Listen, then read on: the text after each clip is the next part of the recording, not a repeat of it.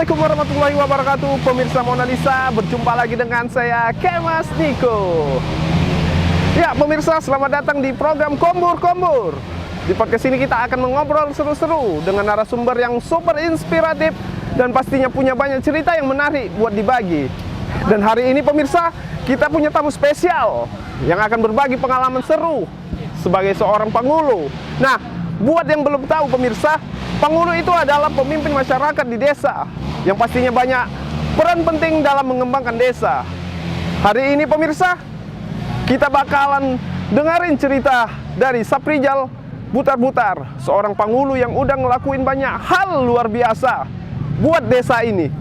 Dari tantangan yang harus dihadapin sampai inisiatif yang udah dijalanin, semuanya bakal kita bahas di sini. Untuk itu pemirsa, jadi siap-siap buat dengan segala cerita inspiratif dan serunya dari Saprijal Butar-Butar. Yuk langsung aja kita mulai kombur hari ini. Ya, assalamualaikum warahmatullahi wabarakatuh. Pemirsa Mona Lisa, berjumpa lagi dengan saya Kemas Niko. Ya pemirsa, selamat datang di program Kombur.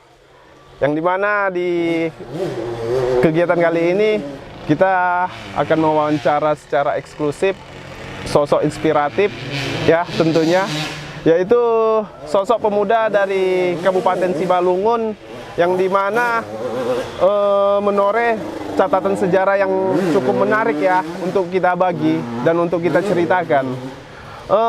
Pemirsa, kali ini saya berada di Kabupaten Simalungun, tepatnya di Nagori Tanjung Pasir, Kecamatan Tanah Jawa. Dan hari ini kita punya tamu spesial yang berbagi pengalaman serunya sebagai seorang pangulu.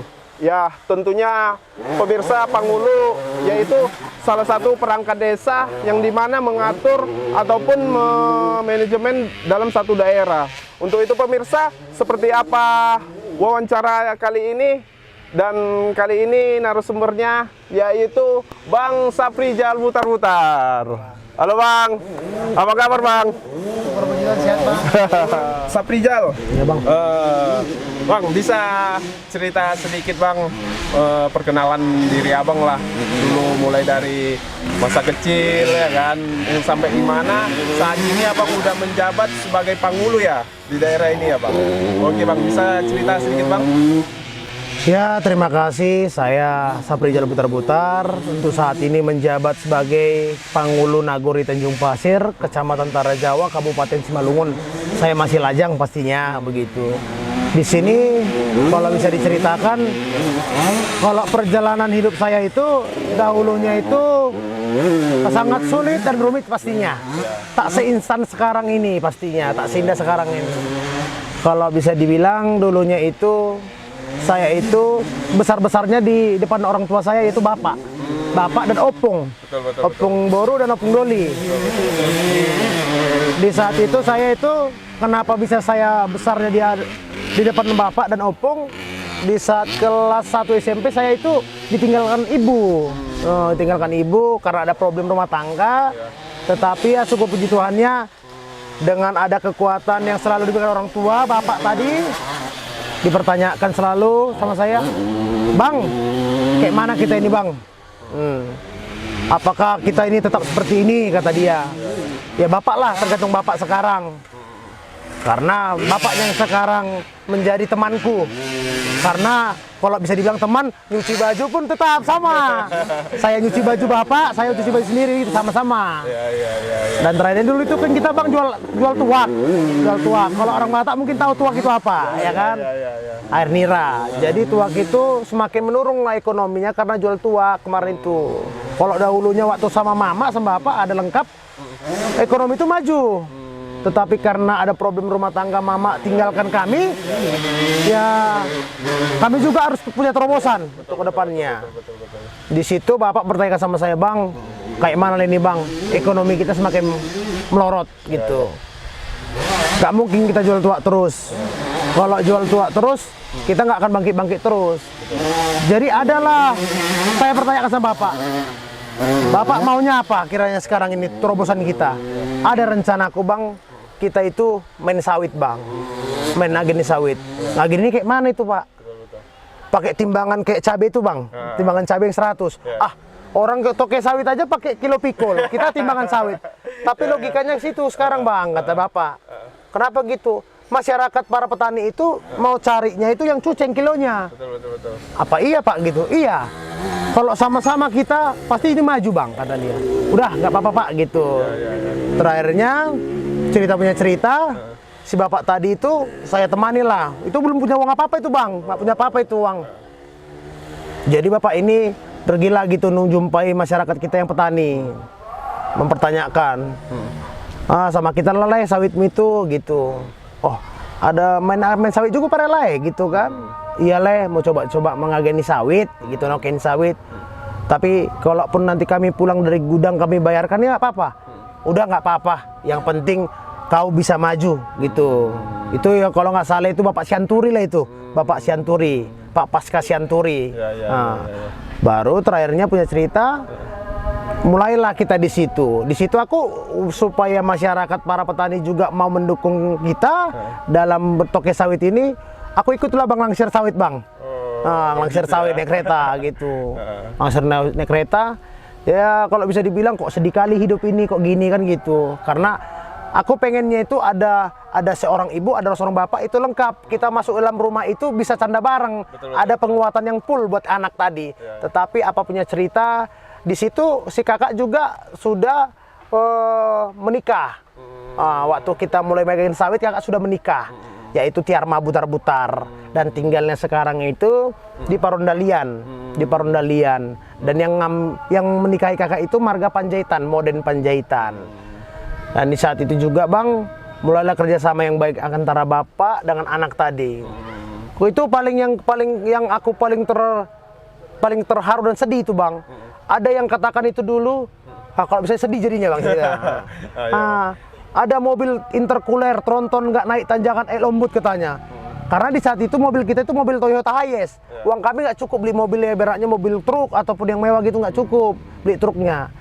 Jadi datang si bapak tadi ngomong, bang, ada yang ngapain kita ada bang? Katanya karena nggak mobil kita Hiace ini nggak sanggup ditanjakan itu bawa sawit, dibilangnya kata kita tronton nggak sanggup di situ. Itu saya ingat itu saya di sebelah kiri, bangku sebelah kiri, di bangku sebelah kanan bawa mobil. Saya hapus selip matanya, bapak aku bilang, yakin dan percaya. Putaran dunia ini akan berputar selalu. Kalau kita tulus melangkah, yakin dan pasti percaya mujizat Tuhan itu nyata. Kita kuat berdoa, tulus menjalaninya selalu. Dan hasilnya lambat laun masuk ke tahun 2014. Mulailah agak bertambah bang. Dari Toyota Hiace tambahlah kita bisa beli itu langsir. Beli langsir dari Bapak Rohit Pangaribuan dari Buntu Bayu di Hatonduan, Kecamatan Hatonduan. Kita beli itu. Mulai masuk 2017 kita beli engkel kol diesel engkel. Jadi mulai bertambah lagi, beli kol diesel lainnya gitulah sampai sekarang itu. Dan saya itu suka selalu bilang sama bapak itu, Pak, jangan pernah bapak itu lupa bersyukur. Jangan pernah. Kalau Tuhan sudah berikan rezeki sama kita, jangan lupa kita untuk beribadah. Karena dalam satu minggu sekalinya kita dituntut untuk pergi bersukaria memuji nama Tuhan Yesus kan gitu. Karena apapun agama kita tetap harus kita itu bersyukur kepada Yang Maha Kuasa.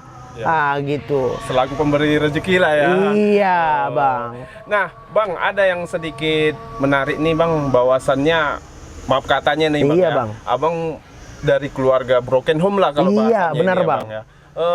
Yang dimana kan stigma negatif broken home ini kan biasanya itu condong dengan negatif terus itu, Bang. Iya. Yang dimana ini abang bisa menguatkan diri abang, jangan berlarut-larut dari kesedihan ini. Kita harus bangkit. Iya, betul.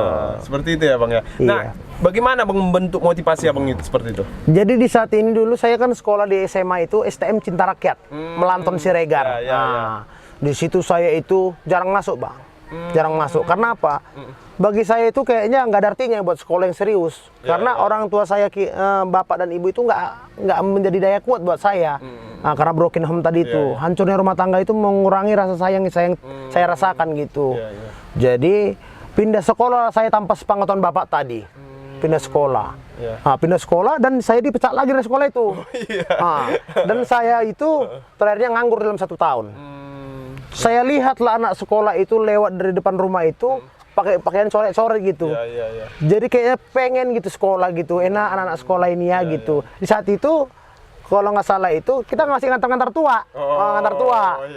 Dari Jawa Tengah ke Kecamatan Tonduan sampai ke Ableng 12, Bajadolo ngantar tua itu. Karena nganggur dalam 1 tahun sekolah. Siap dari situ, siap nganggur. Yang buat apanya nganggur kemarin itu saya minta lah sama bapak, Pak saya sekolah lagi lah Pak, aku bilang nanti main-main kau bang, katanya enggak, karena kasihan lah yang aku bang, karena aku sendiri namanya membesarkan kau bang, kayak malah aku bisa mampu kalau kau main-main aja katanya. Berjanjilah saya di situ, saya akan serius Pak, aku bilang. Rupanya saya ngulur lagi. Saya itu di sekolah Binaguna, sekolah Adven Binaguna di Simpang Tangsi Balimbingan, Kecamatan Tanah Jawa. Saya itu bandel, maaf katanya dikatakan guru semua bandel. Bisa bilang bandelnya offside lagi. Iya, makanya sempat dibuat gelar kita kepala suku. Kepala suku di Binaguna itu. Terakhir kalinya kepala suku adalah seorang pendeta menjumpai saya, itu Sir Wilson Matondang kalau nggak salah itu. Dipanggil saya itu, Bang.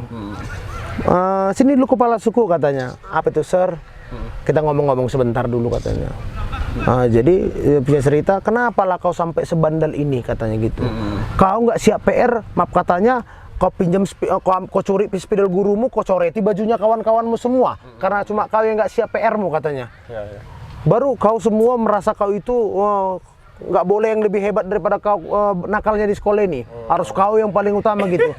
Jadi terakhirnya apalah yang membuat kau sampai sekarang gini katanya gitu. Dipertanyakan saya sampai 4 mata gitu kan. Saya jujur, sebenarnya ini bukan kemauan saya, Sir, aku bilang. Ini kemauan karena kegundahan hati saya. Emang apa yang buat kegundahan hatimu katanya? Gini, Sir, ternyata air mata saya itu. Sebenarnya saya nggak mau bandel kayak gini, Sir, aku bilang. Tapi karena mama saya ninggalkan saya dan bapak saya juga, saya kasihan juga, maaf katanya saya juga mati sebelah, bapak saya harus membesarkan saya sendiri gitu, jadi kayak kurang semangat gitu. Jadi datang sore ini gininya itu Saprijal katanya, kalau orang tuamu sudah hancur rumah tangganya, kau itu harus membuktikan kepada orang tuamu. Kenapa harus buktikan? Kau harus bisa tanpa ada orang tua tadi bisa besar, katanya gitu. Kayak mana caranya, Sir? Harus bisa lah kau rubah itu sifatmu itu, kau tunjukkan sama orang tuamu itu bahwasan kau itu bisa tanpa mereka. Itulah yang membentuk motivasi abang tadi ya? Iya, jadi punya niat yang baral gitu, saya akan perbaiki ini. Nah, jadi masuklah ke kelas 3, saya dibuat jadi ketua kelas. Ketua kelas, karena kalau saya bilang, berhenti semua, kan gitu. Nurut lah ini, Bang. Nurut gitu. Jadi, cerita punya cerita, tamatlah sekolah. Tamat sekolah dari Binaguna. Saya itu memang orang tua saya itu sampai bersujud-sujud katanya. Kalau bisa dibilang kayak gitu, bersujudlah gitu. Karena bisa juga Rizal yang tamat dari sekolah kan gitu. Dengan track record yang sangat buruk. Iya, buruk. Karena semua guru Binaguna itu pasti mengetahui Rizal itu siapa kan gitu. Terakhirnya itu masuklah saya itu di tahun 2013 menjadi ketua Ormas Pemuda Pancasila Ranting Nagori Tanjung Pasir. Itu sebenarnya saya nggak punya pengen kian masuk ketua Ormas gitu. Saya nggak tahu Ormas itu apa kan gitu. Saya itu karena dibawanya ke Parapat, ke Gersip Simpang Ambolon, jumpai Ketua Lian Tampu Bolon di sana. Jadi yang membawa ke sini Iwan Sirait, orang Jawa Tengah 1, Kecamatan Atonduan. Jadi dibilang ini ketua Tanjung Pasir yang katanya, oh jangan kau bilang gitu bang, aku nggak tahu apa-apa, udah katanya gitu. Jadi kalau saya ditanyakan nanti kau Pancasila itu bagaimana, kayak mana lah aku jawab bang, aku bilang gitu. Udah jawab aja kayak gitu, kalau dibilang Pancasila abadi bilang katanya gitu. Jawab lucunya kan. Jadi terakhirnya disuruhlah kami beli nasi gitu ke Kota Parapat itu. Saya itu berdoa bang di beloncengan Marga Sinaga ini. Aduh janganlah sampai ditanya tentang pemuda Pancasila ini tentang apa kan gitu. Karena kalau sampai ditanya saya nggak tahu apa-apa. Saya terjebak di situ kan gitu. Terakhirnya saya itu banyak berdoa. Rupanya untung nggak ada yang pertanyaan apa-apa. Saya dibonceng aja gitu kan gitu. Terakhirnya saya dibonceng, pulang lagi bawa nasi ini. Dan pulang kami dari Parapat di Tanah Jawa, saya bilang Bang Wan aku nggak mau tahu lah, buatlah aku jadi ketua PP, aku bilang entah apapun itu kayak mana nggak tahu, aku bilang. Cuma di satu sisinya waktu saya menciptakan ketua ormas di sini, buat ormas di Tanjung Pasir ini, selalu lakukan kegiatan positif. Nah, jadi saya harus buktikan lagi nih, walaupun saya itu nggak punya pangkat, nggak punya segalanya, tapi saya bisa itu ibaratnya dari nama saya ini bagus ditengok masyarakat, orang tua saya itu berharga. Dilihat masyarakat, itu aja. Saya nggak, walaupun saya nggak punya pangkat gitu saat itu. Jadi kalau ada kemalangan saya harus turun gitu. Mau itu maaf katanya itu dalam agama apapun, tetap kita harus hadir gitu. Jadi sedikitnya itu kalau dulunya 3 bulan sekali itu saya itu harus ibaratnya saya kumpul gaji saya itu. Muat sawit sama bapak, muat sawit bantu bapak, saya kumpul-kumpul. Nggak tahu entah kenapa bisa terkumpul 13 juta per 3 bulan sekali atau 4 bulan sekali. Saya bagi lah itu ke lansia ataupun yatim piatu. Tapi yang buat saya herannya, kok bisa saya itu punya uang selalu ibaratnya 13 juta, 17 juta, nggak tahu dari mana. Berbagi nih. Makanya saya punya gini, berbagi itu nggak menjadi kesudahan buat kita, tapi menjadi penambah rezeki buat kita. Betul. Tapi jangan mengharapkan apa yang kita tua itu kembali pada kita. Tapi menjadi ibaratnya berkatlah buat kita. Itulah selalu saya pedomkan dalam diri saya. Jadi punya cerita di tahun 2021 mulailah datang masyarakat ini. Bre, datang ke rumah kan bang? Bre, kaulah jadi panghulu kami gini katanya gitu. Enggak, mana jadi anak lajang jadi panghulu kan gitu bang. Tamat sekolah aja pun yang disorong-sorong orang tua kan gitu. Nggak mungkin ini kan gitu. Terakhirnya sering bagi-bagi gitu di tahun 2023 jumpalah saya itu pas bagi kepada lansia itu namanya Mbak Setu di Simpang Manggis Dusun 4 Nagori Tanjung Pasir. Maaf katanya sampai dia itu maaf katanya minta macam sujud gitu gitu. Saya gini, jangan nek, aku bilang kenapa? Minta tolong nenek, sampai nangis, minta tolong nenek. Kau lah jadi panghulu kami katanya gitu. Pas saya bagi beras gitu. Kenapa nek, aku bilang. Nggak perlu lah nek, aku bilang, aku pun nggak tahu apa-apa ini. Enggak, aku pengen kali aku punya pemimpin kayak kau selalu memikirkan kami. Apa iya kan gitu. Cuma di satu posisinya bang, yang buat saya nggak logika, 3 hari sesudah itu saya bermimpi. Apa mimpi apa itu? Saya bermimpi itu, saya itu dijauhi masyarakat semuanya. Di masjid lah itu, di masjid Utalimas Winagodang. Saya nangis gitu, kenapa kok masyarakat jauhi saya? Kenapa kan gitu? Apa gara-gara saya nggak menjadi panghulu kan gitu, karena masyarakat selalu datang ke rumah, udahlah datang mainlah kau jadi panghulu kami, mainlah. Saya nggak mau, tetap tolak, nggak mau gak ada niat memang. Berarti masyarakat ini yang mengajukan abang duluan. Iya bang, iya, karena dari track recordnya tadi itu dilihatnya kita selalu pikirkan tadi, padahal saya itu nggak mau minta apa-apa, bukan mau tujuan kemana gitu. Tujuan saya itu setidaknya dari usaha dari mengageni sawit tadi, bisalah kiranya menjadi berkat buat kami dan bermanfaat pada warga sekitar, gitu. Karena maaf katanya banyak orang-orang besar yang mempunyai rupiah, maaf katanya belum tentu bisa memikirkan sebegitunya. Jadi bagi saya, walaupun saya itu hanya sederhana, secukupnya materinya, tapi itu saya harus bantu mereka. Karena apa? Satu bagi saya mindsetnya bang, kelak saya buat ini tadi itu walaupun nggak dapat sama saya, Pinomat beratnya dapat sama keluarga saya ataupun dapat buat keturunan saya nanti. Betul. Pasti kalau nanti ke depannya kan masyarakat tanya gini, kalau dia bandel lah, ibaratnya saya punya anak nanti kelak ke depan saya sudah menikah. Kok bandel kali sih kau katanya gitu. Bapakmu dulu nggak kayak gitu katanya. Jadi bisa ada masyarakat mengarahkan dia. Ngerti. Itu saya mau. Jadi lambat launnya saya karena mimpi itu saya pikirlah mendaftar.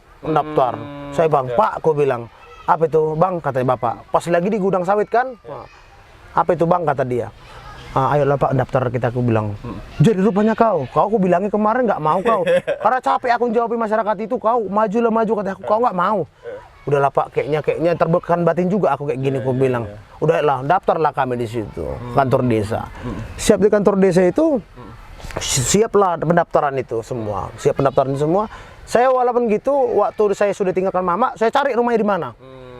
Saya pergi ke rumahnya, saya cari tahu di mana rumahnya, di Siantar, di Tojai saat itu.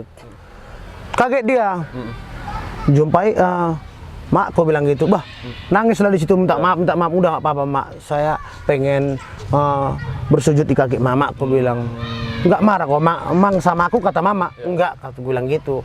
Jadi saya minta Allah, saya cucilah kaki mama ini. Kayak manapun dia itu orang tua saya, yang melahirkan saya itu sampai ke dunia ini. Apapun problem dalam rumah tangga mereka sama bapak itu urusan mereka. Yang pentingnya saya itu mau tujuan maju untuk membanggakan keluarga ini tadi, membesarkan keluarga tadi.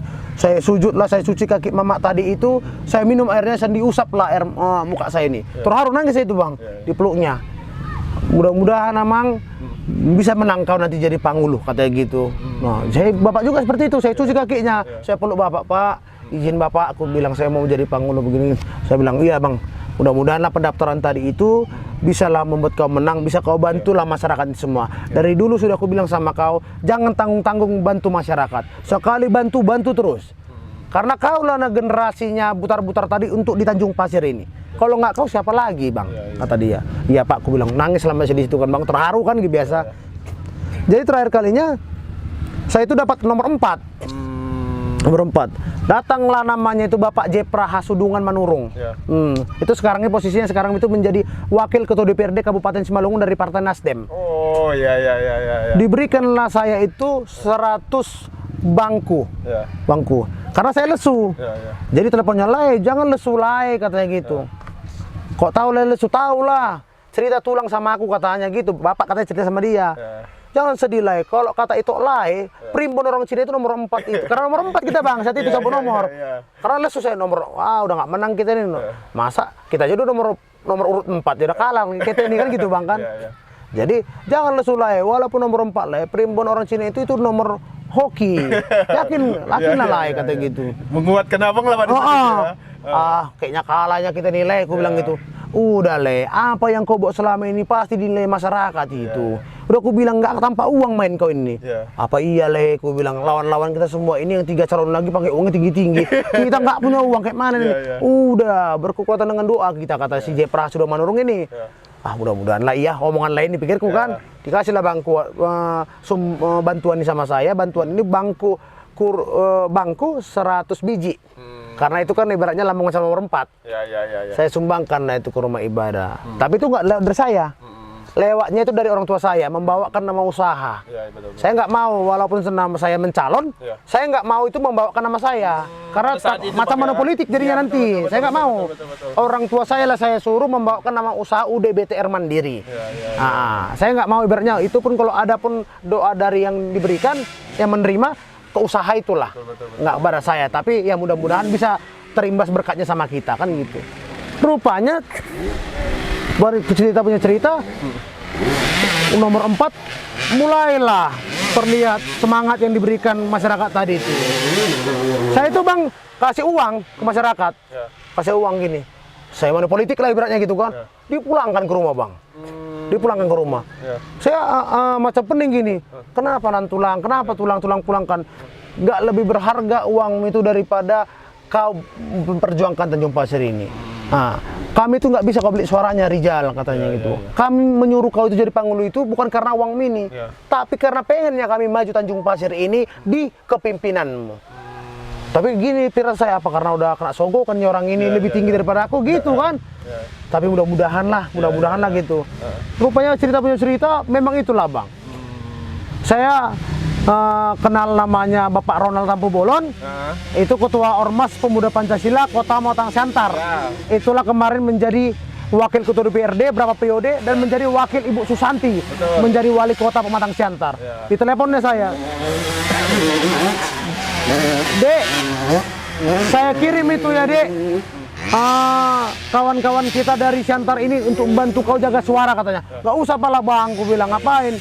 Dikirimnya lah bang ke sini, bantu-bantu kita di sini. Saya pun kaget kan gitu.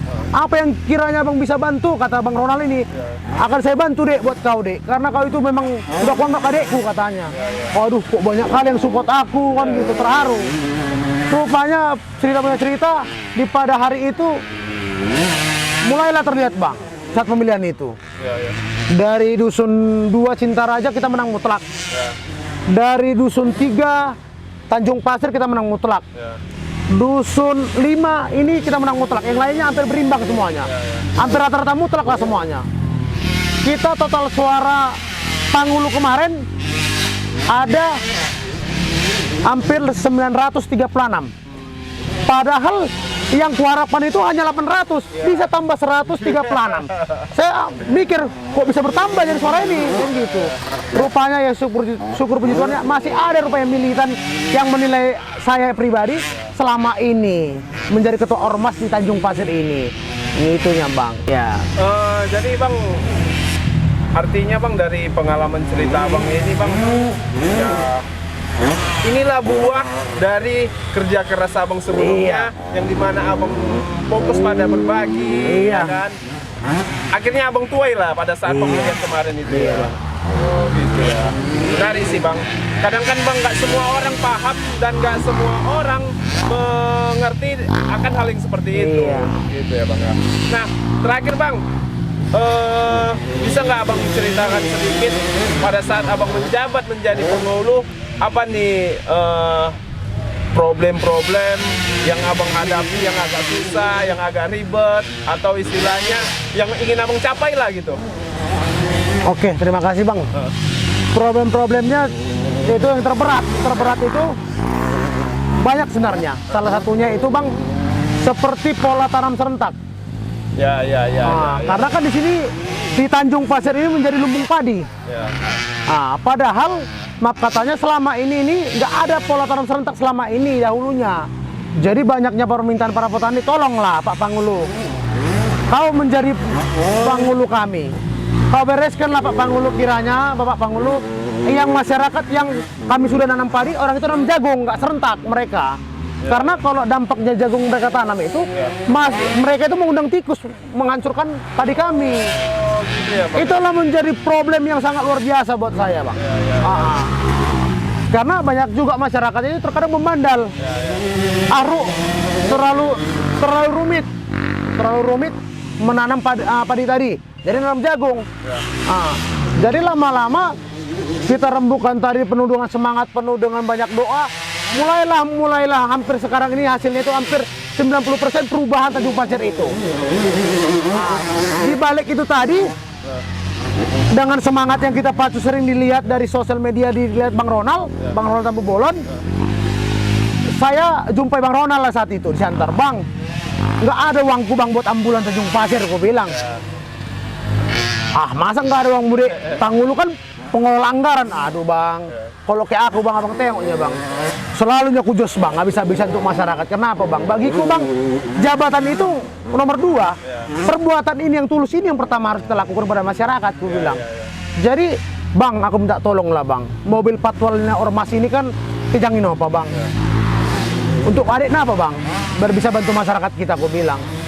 Nanti Dek, karena ada rencana kita memang mau ganti mobil patwal ini menjadi mobil yang lain. Karena Abang mau mencalon menjadi wakil wali kota Ibu Susanti katanya. Udahlah Bang, kalau nggak Bang kasihnya mobil patwal ini sama aku jadi ambulan Bang, kecil hati lah aku Bang, aku bilang sama dia, sedih lah aku Bang, aku bilang. Pulanglah aku dari rumah dinas Bang Ronald. Di saat itu dia masih menjabat menjadi wakil ketua DPRD Kota Batang Siantar. Sampai saya di rumah hampir setengah jam, saya telepon, Dek, udahlah Dek, ambil aja lah mobil ini Dek. Jadi kayaknya terpikir-pikir aku gara-gara kau Dek, katanya. Iyalah Bang, gue bilang, karena untuk bantu masyarakatnya nih Bang, gue bilang. Janji Adik Bang, seperti kayak mana Adik dulunya Bang kenal, saya kayak gitulah kita bawa bulan ini Bang. Nggak akan pernah aku pungut biaya apapun untuk masyarakat, ini gratis Bang. Mau sampai kemana pun itu kita bantu, ini gratis buat masyarakat. Kaulah Dek, intinya kau harus maju. Harus kau bantu masyarakat itu, kata Bang Ronald. Di situ dapat sumbangan mobil lah kita Bang. Kita buatlah itu menjadi mobil sosial ambulan Nagori Tanjung Pasir. Jadi terkadang yang lain juga terkadang telepon kita, pakai ambulan itu kita kasih.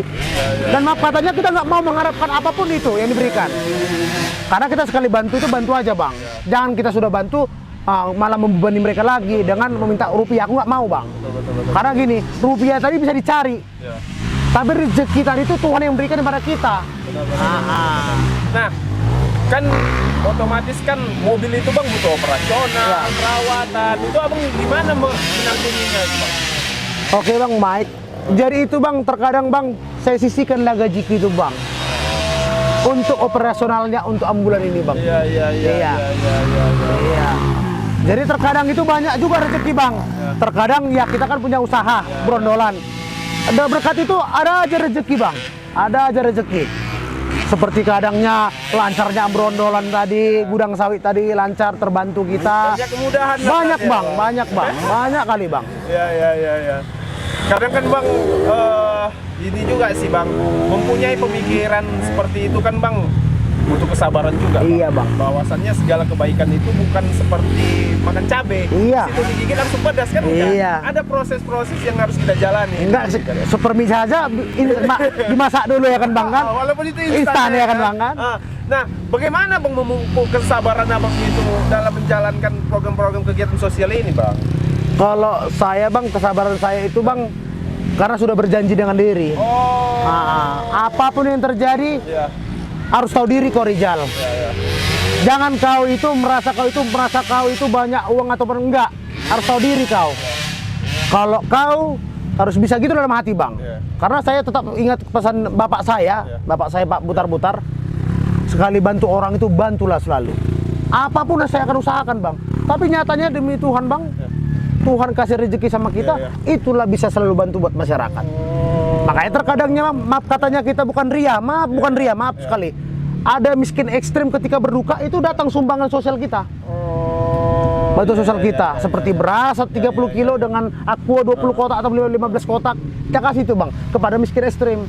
Tapi walaupun masyarakat yang berduka lainnya dia tidak miskin ekstrim, kita berikan sumbangsi itu aqua. Walau dia berduka, kalau dia keluarganya berduka, kita kasih aqua. Tapi kalau dia miskin ekstrim, kita kasih tambahan beras lagi 30 kilo. Artinya bang, kalau aku simpulkan bahwasannya setiap ada kesulitan pasti ada kemudahan yang ada. Pasti bang, itu pasti bang, itu pasti. Ya. Inilah bang, selanjutnya bang. Tadi abang bilang mengenai miskin ekstrim itu tadi ya kan. Apakah di daerah abang ini masih banyak? Sebenarnya nggak terlalu banyak bang, tidak terlalu banyak, tapi ada 1-2 gitu bang. Pasti ada lah. Ada bang, ada bang. Yang tidak punya kereta, rumah papan, gitu. Nah, aku dapat informasi bang, bahwasannya dari Badan Pusat Statistik Pusat mengatakan bahwasannya kalau seandainya dalam satu rumah tangga itu yang pengeluaran pribadinya di atas 500.000 ke atas, itu nggak dikatakan miskin ekstrim. Iya. Yang di bawah 500 ini yang termasuk golongannya. Nah, bagaimana abang istilahnya gimana ya? Membantu ekonominya. Memperhatikan ekonominya inilah supaya dia tidak benar-benar susah. Jadi terkadang gini bang, terkadang kita itu seperti adanya pasar malam pernah kita ambil, kita buat di sini. Anaknya itu kita perdayakan. Ataupun ada fisik kita perdayakan dari situ. Memang tidak memberi secara uang langsung, tapi dia lihat pemberdayaan dengan hasil keringatnya sendiri. Keren. Iya. Jadi kan banyak orang bang, begitu ada dia miskin ekstrim hanya dikasih bahan pokok aja dia, ya kan jadi malas jadinya dia. Malas bang. Mengajari menjadi manja itu bang. Iya. Tapi ini yang memperdayakan dia. Iya. Oke. Ya, terakhir lah bang. Dari tadi kita tema ini banyak kali kebisingan ya kan. Nah, aku dapat informasi dari masyarakat bahwasannya abang telah menginisiasi program motor cross ya. Benar bang. Yang ada di belakang ini ya. Bang rumah kita. Pemirsa, yang di belakang kita ini adalah salah satu sirkuit motocross permanen yang diinisiasi oleh Panghulu Tanjung Pasir ini. Bisa diceritakan bang? Jadi terima kasih bang. Ini sebenarnya karena kita mau buat peraturan desa. Peraturan desa tadi itu salah satu poinnya kepada kalangan pemuda ataupun pemudi itu tidak boleh lagi memakai knalpot dong di Nagori Tanjung Pasir. Karena apa? Banyaknya terkadang para pemuda-pemudi ini menyalahgunakan jalan raya itu menjadi hogah-hogahan dan mengganggu para pengendara lainnya. Jadi itulah mindset saya itu pengen itu membuat menjadi tempat wadah. Mereka itu aja mau buat balap-balapan, buat knalpot dong, inilah tempatnya supaya masyarakat lainnya tidak terganggu. Difasilitasi ya bang. Iya. Karena kalau semakin kita giatin, kita disupport selalu, mudah-mudahan Tuhan memberkati putra-putra dari Tanjung Pasir ini ataupun Kecamatan Tanah Jawa ataupun Simalungun bisa terlahir menjadi pembalap internasional internasional di Indonesia ini ataupun luar Indonesia. Iya. Dari situ awalnya bang ya. Iya. Oh menarik bang. Iya. Ini sebenarnya bang gini, kalau pengerjaan ini 3 hari. 3 hari. Iya. Kenapa 3 hari? Saya itu sebenarnya pertama pengen kontrak tanah orang. Ya. Cuma karena kejauh tanahnya, saya pikir saya kok merasa kok tanah orang saya apa jauh pula kan gitu. Belakang rumah ini aja kan gitu. Kebetulan syukur puji Tuhannya ini ada ladang kakek kita ataupun ladang bapak kita. Keluarga lah ya bang. Bapak kita. Tanah bapak kita. Kenapa nggak kita manfaatkan menjadi fasilitas tanah orang tua kita kan gitu. Syukur puji Tuhannya saya telepon Panggulu Buntu Turunan, Bapak Roberto Nainggolan. Iya. Halo Le, gue bilang. Apa tuh Le? Apa cerita? Petunjuk Le, gue bilang. Ketawa dia. Le gini Le, alat berat Le main, gue bilang. Kebetulan Bapak Roberto ada alat beratnya. Enggak Le, kebetulan main kerja. Cuma di Buntu Bayu. Buat tower katanya. Le bolehnya aku pakai alat berat Le? Kata, gue bilang gitu Mak Roberto. Boleh Le katanya gitu. Untuk apa lah itu katanya? Ada rencana aku Leku membuat lapangan motocross dan gestrek di Tanjung Pasir yang menjadi permanen, gue bilang. Untuk apa Le itu Le katanya gitu. Supaya nggak jadi balap-balapan lagi pemuda-pemudi Tanjung Pasir dan Tanah Jawa ini di jalan raya itu Le. Karena terkadangnya kalau untuk laka lantas banyak kali tempat kita ini Le. Kalau kasus laka lantas gue bilang. Oh mantap itu Le. Dia aku tanya harganya, berapa itu harganya Le? Pakai lah situ, katanya gitu. Saya heran, gak mampu nanti aku bayar Le, aku bilang. Udah pakai aja, aku bilang gitu. Mungkin Pak Roberton ini mendukung juga, mensupport. Kau itu pengen ciptakan mungkin yang positif. Wah, saya gak bantu kan gitu Pak Roberton. Saya terpacu lah mangkinan kan gitu. Dan terakhirnya saya telepon Bang Agus dari orang IMI Sumatera Utara, orang Langkat. Kebetulan dia buat lapangan motocross di Parapak Janji Mandoge. Bang Gus, gue bilang, udah ada lapangan apa kita bang, alat berat kita. Cepat kali Pak Kades katanya. Iya bang, banyak kali yang support bang, gue bilang. Oh iya, coba video call katanya, video call. Inilah bang alat beratnya, grader ini bang, gue bilang. Abang Agus dari IMI Sumatera Utara heran. Oh instan kali Pak Kades, cepat kali katanya. Terakhirnya datanglah mereka besoknya ke sini, mulailah bekerja. Dipacu lah dapat 3 hari. Dan pendek ceritanya bang, selesai dalam 3 hari membuat lapangan permanen Nagori Tanjung Pasir ini, ada rencana kita kemarin itu buat event di tanggal 22-23. Saya pikir-pikir kok lama kali bang, gue bilang udah kayaknya udah pengen kali lihat tontonan kita, gue bilang. Rupanya diperiksa jadwal ini dapatlah tanggal 1 dan tanggal 2 di Februari. Kayak mana Pak Kades? Kita mainkan bang, gue bilang. Karena apa? Apa rencana Pak Kades rupanya? Cepat kali mainkan. Supaya tahu pemuda-pemudi untuk khusus Tanjung Pasir Tanah Jawa ini bahwasan jalan raya itu bukan tempatnya, tapi inilah tempatnya. Itulah bang. Urus izin-izin semua terbantu, selesailah bang. Dan rencananya kita buat event ini di tanggal 1 tanggal 2 di Februari ini bang. Februari ini bang? Minggu ini bang. Oh iya. Sabtu Minggu tanggal 1 dan 2. Oh gitu ya. Nah pesertanya dari mana aja nih bang rencananya? Syukur puji Tuhan bang, kalau peserta kemarin kita dapat calling dari Yogyakarta, Ilman Maksum. Dapat informasi Ilman Maksum akan turun ke Tanjung Pasir.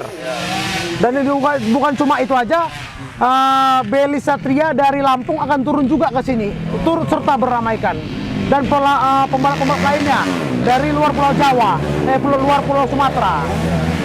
Dan juga khususnya akan datang juga salah satunya dari Aceh Singkil, Joko SS. Ada juga dari Padang Sidimpuan, Robina Sution. Dan banyak lagi pembalap top Sumut dan luar Sumut yang akan main di kegiatan ini ya? Iya bang. Oke. Artinya bang dari kegiatan yang bisa dibilang sederhana ini ya, tapi bisa menarik masa yang cukup banyak ini ya. Oh iya. Salah satunya gini bang, saya buat pun lapangan permanen ini supaya untuk kemajuan UMKM masyarakat Nagori Tanjung Pasir. Betul. Karena Iya, apa? iya, iya. Seperti saya katakan tadi, saya itu walaupun tidak memberikan secara uang langsung, tapi secara pemberdayaan Betul, bisa membantu ekonomi mereka. Untuk meningkatkan penjualan masyarakat sini juga ya Bang? Iya, Bang. Mantap sih, mantap sih. Iya. Padahal dari hal yang sederhana, bisa menghasilkan dampak yang begitu luar biasa Bang ya. Karena cita-cita saya dari dulu, kalau bila saya juga bisa menjalani Panghulu dengan baik, kalau saya itu pengen itu, impian saya itu bisa mempunyai wisata kuliner Nagori Tanjung Pasir. Jadi masyarakat tadi itu juga bukan cuma melihat pasar malam aja, ataupun yang lain, ataupun lapangan motocross, tapi ada wisata kulinernya. Jadi para kaum ibu-ibu dan bapak-bapak pasti akan semangat dengan UMKM-nya akan naik. Betul. Itu membantu ekonomi mereka dan anak-anak mereka akan layak lah pasti sekolahnya, Bang. Ya. Keren sih. Karena pengennya, Bang, saya pengennya harus ada terlahir putra putri Nagori Tanjung Pasir yang lebih besar lagi untuk kedepannya. Itu pengen saya. Mantap. Nah, menarik nih Bang. Artinya dengan kegiatan ini Bang, bukan hanya masyarakat Tanjung Pasir ini aja bisa merasakan, bahkan nama Kabupaten Simalungun ini pun bisa terkenal di luar sana kan? Sungguh begituan. Oke. Nah, sejauh ini Bang, apa tantangan yang Abang hadapi dalam proses pembuatan event motocross ini Bang? Kalau tantangannya itu, Bang, tentang cuaca pastinya, Bang. Cuaca ya? Cuaca ini kan termasuk ekstrim, Bang. Karena sayang kita rasa kita buat event, tapi para penonton terganggu karena hujan. Karena kita kan pengennya menampilkan para pembalap tadi dan supaya tercontoh, supaya terlahirlah putra-putri dari Tanjung Pasir ataupun Dapil 5 ini para pembalap go internasional itu. Iya. Baik. Inilah Bang, masuk ke closing statement kita Bang. Pesan-pesannya lah kepada masyarakat Tanjung Pasir ini, harapannya ke depan seperti apa Bang kira-kira? Kalau harapan saya untuk masyarakat Tanjung Pasir, mari sama-sama selalu untuk kerjasama yang baik, saling merangkul, saling berupaya untuk ketujuan yang lebih maju lagi. Karena apa? Panghulu Tanjung Pasir itu tidak mampu untuk memajukannya sendiri, tapi dalam bentuk kerjasama yang baik antara masyarakat dengan pemerintah, pasti akan lebih maju lagi untuk kedepannya. Dan saya pengen juga untuk kaum pemuda-pemudi Tanjung Pasir, saya meminta dengan supaya kita buatnya fasilitas olahraga, jangan lagi adanya saya mendengar ada narkoba di Tanjung Pasir ini. Karena saya sudah berjanji harus berantas narkoba dari Tanjung Pasir ini untuk masa depan yang cerah untuk para pemuda-pemudi Tanjung Pasir ini. Oke. Iya. Ya, demikianlah pemirsa hasil bincang-bincang kombur-kombur kita kali ini dengan Panghulu Tanjung Pasir, Bang Saprijal Butar-Butar.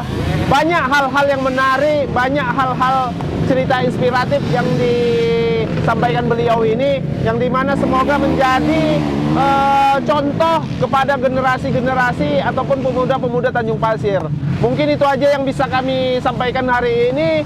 Untuk itu pemirsa, tetap ikuti program kombur-kombur kita dan tetap pantau terus di channel YouTube Mona Lisa, dan kita akan menggali potensi-potensi pemuda-pemuda yang ada di Siantar dan Simalungun yang mempunyai prestasi dan potensi. Untuk itu pemirsa, demikian hasil liputan kita hari ini. Assalamualaikum warahmatullahi wabarakatuh. Horas.